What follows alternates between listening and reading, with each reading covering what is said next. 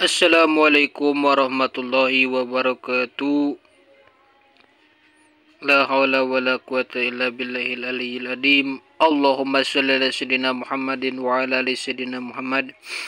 Urang neraskeun deui kana hancang logot matan kitab Safinatun Najah nyata bagian pasal aqalul gusli.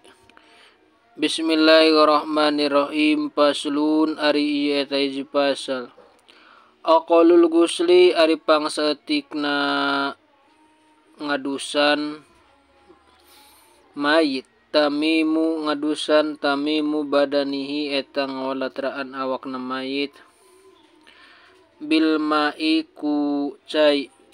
Dan pangsaeutikna ngadusan mayit teh atau minimal pangsaeutikna ngadusan mayit cukup ngawalatraan kana badana si mayit ku cai. Wa akmaluhu jeung ari pangsampurnana itu gusli atau kasampurnaan paling kasampurnaan aya gesila eta yen ngadusan si jalma sawataihi kana dua gogorengna si mayit.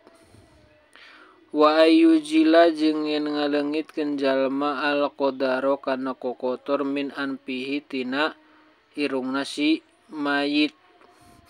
Wa ayyuwadia jeung yen ngawuduan si jalma hu ka si mayit. Janten ari kasampurnaan ngadusan mayit mah nyata kumbah si jalma kana dua gogorengna, janten kana lepat-lepitna dibersihan.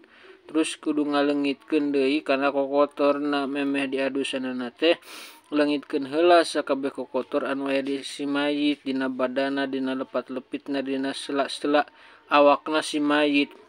Nya kitu deui dina irungna si mayit teh kudu dibersihan. Jeung diwuduan ka si mayit teh, jadi diwuduan bersihan irungna sakabehna teras diwuduan. Wa ayyudali jeung yen ngosok-ngosok anjeun badanahu kana badana mayit bisidri ku kai sidir. Kitu deui badana si mayit digosok-gosok nyata ku kai sidir. Wa yusiba jeung yen ngocor jeung yen ngocorkeun si jalma alma kana si alai ka si mayit salasan kalawan 3 balik sok ku kai sidir atawa anu mah ku sabun.